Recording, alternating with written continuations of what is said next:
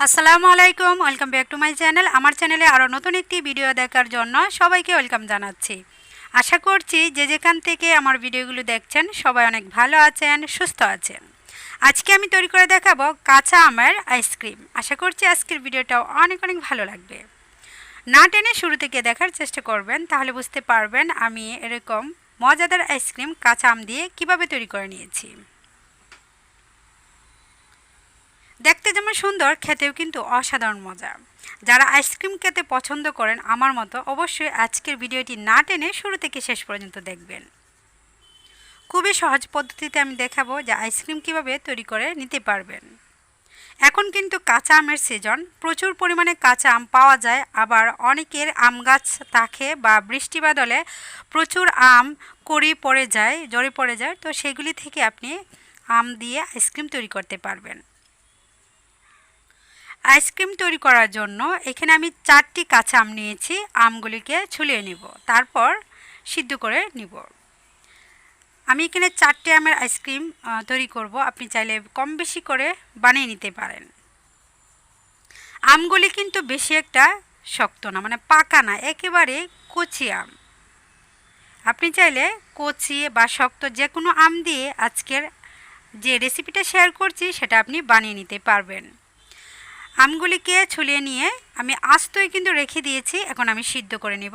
5 থেকে 7 মিনিট সিদ্ধ করলে এটা কিন্তু একেবারে নরম হয়ে যাবে।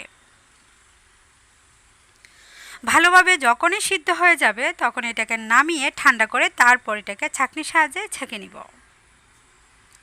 7 মিনিট জাল দেওয়ার পরেই কিন্তু বলক চলে এসেছে। আমি আবার একটু চেক করে দেখলাম নরম হয়েছে কিনা। উপরের অংশ যদি নরম হয়ে যায় তখনই আমি নামিয়ে ঠান্ডা করে নিব।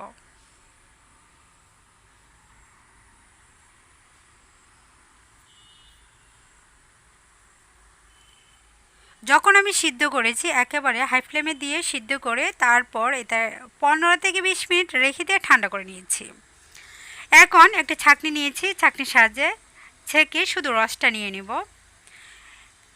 আপনারা চাইলে ব্লেন্ডারে ব্লেন্ড করে নিতে পারেন। তো এখানে মাত্র 4টি আম, সেজন্য আমি ছাঁকনির সাহায্যে ভালোভাবে ছেঁকে শুধু পিওর যে রসটা সেটাই আমি নিয়ে নিচ্ছি।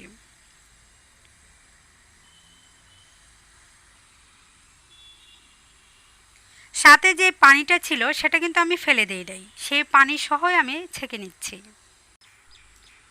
ছাকার পর খুব সুন্দর রস বের হয়েছে। এখন কালারফুল করার জন্য আমি এখানে গ্রিন ফ্রুট কালার ব্যবহার করছি। আপনি চাইলে কালার ছাড়াও কিন্তু আইসক্রিমটা তৈরি করতে পারেন। এখানে আমি চিনি ব্যবহার করছি। আপনি চাইলে আইসি যে সুগার থাকে চিনি গুঁড়াটাও ব্যবহার করতে পারেন। আমি এখানে সরাসরি চিনিটা ব্যবহার করেছি। আর দিয়ে দিচ্ছি 2 চা চামচ পরিমাণ কর্নফ্লাওয়ার। কর্নফ্লাওয়ার যে কোনো মুদির দোকানে আপনি পেয়ে যাবেন। ভালোভাবে চিনি, কর্নফ্লাওয়ার আর রঙটা ভালোভাবে মিশিয়ে নিয়েছি। আর স্বাদ মতো লবণ দিয়ে নিচ্ছি। লবণ দিলে মিষ্টির ব্যালেন্স ঠিক থাকে। এখন চুলার উপর বসিয়ে নিয়েছি। যতক্ষণ পর্যন্ত বলক না আসবে ততক্ষণ পর্যন্ত এটাকে নেড়ে ছেড়ে জাল করে নিব। যখনই বলক চলে আসবে তখনই তার ঘনত্বটা আরেকটু বেড়ে যাবে। 5 থেকে 6 মিনিট এটাকে জাল করলে খুব সুন্দর বলক চলে আসবে এবং কালারটাও আরেকটু চেঞ্জ হয়ে আসবে। এখন চুলা থেকে নামিয়ে নিচ্ছি, নেড়ে চেড়ে একটু ঠান্ডা করে নিব। আর এখানে নিয়ে নিচ্ছে আইসক্রিমের মোল্ড। এরকম সাজ 99 কিন্তু কিনতে পাওয়া যায়। আইসক্রিম বসানোর জন্য যে সাজগুলি 99 আপনি পেয়ে যাবেন। এখানে 6টি 6 ধরনের, আপনি চাইলে এক সাইজেরও নিতে পারেন। আমি একটু দেখার সুন্দরের জন্য লাভ আছে, আবার ফুলের মতো আছে। 6টি আইসক্রিম 6টি সিস্টেমের বা ডিজাইনের হবে। আপনি চাইলে যে কোনো কোন আইসক্রিমের থাকে যে কোনো একটি সাইজেরও নিতে পারেন। এখন যখন অর্ধেক ঠান্ডা হয়েছে তখনই আমি আইসক্রিমের মোল্ডে ঢেলে নিচ্ছি। এটাকে পুরোপুরি ঠান্ডা করেই কিন্তু ফ্রিজে ঢুকাতে হবে। তো অর্ধেক যখন ঠান্ডা হলো তখনই আমি আইসক্রিম সেট করার জন্য আমি বসিয়ে নিয়েছি। এখন ঠান্ডা হওয়ার জন্য অপেক্ষা করব। এভাবে রেখে দিব, তারপর ফ্রিজে রেখে দিব।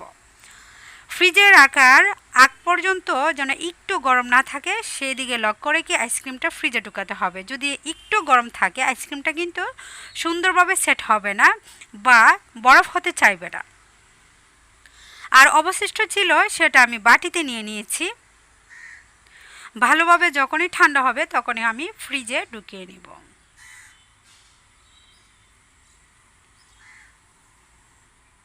এখন মনে হচ্ছে হালকা হালকা কিছুটা উষ্ণ গরম আছে, সেজন্য এভাবে রেখে দিচ্ছি। ঠান্ডা হলে তারপর ফ্রিজের ভিতর নিয়ে যাব।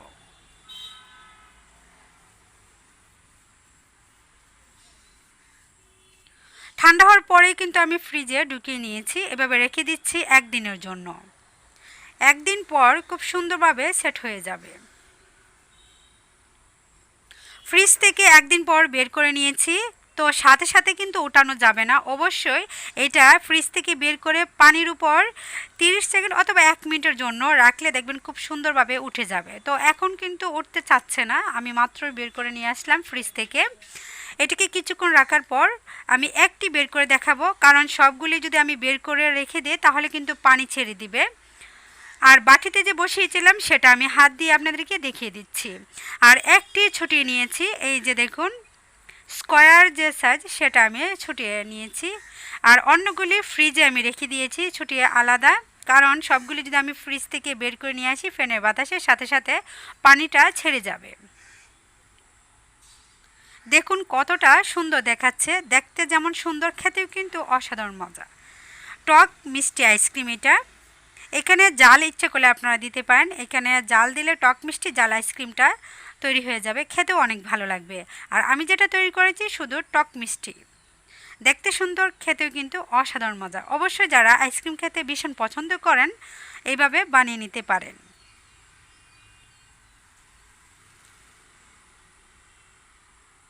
আশা করছি আমার আজকে ভিডিওটি আপনাদের কাছে অনেক অনেক ভালো লেগেছে। ভালো লাগলে অবশ্যই লাইক কমেন্ট করে আমার চ্যানেলের সাথেই থাকবেন। সবসময় যারা আমাকে সাপোর্ট করছেন, কমেন্ট করছেন, উৎসাহিত করছেন, তাদেরকে জানাই অসংখ্য অসংখ্য ধন্যবাদ। আমার ভিডিওগুলি আপনাদের কাছে কেমন লাগে অবশ্যই কমেন্টে জানাবেন। বেশি ভালো লাগলে ফ্রেন্ডস এবং ফ্যামিলিদের সাথে আমার ভিডিওগুলি শেয়ার করে দিতে পারেন। আপনাদের ভালো কমেন্ট এবং শেয়ার কাজ করার উৎসাহ যোগায়। তো আজকের মতো এখানে বিদায় নিয়ে নিচ্ছি। সবাই ভালো থাকবেন, সুস্থ থাকবেন। নতুন কোনো ভিডিওতে আবারও সবার সঙ্গে দেখা হবে। আল্লাহ হাফেজ।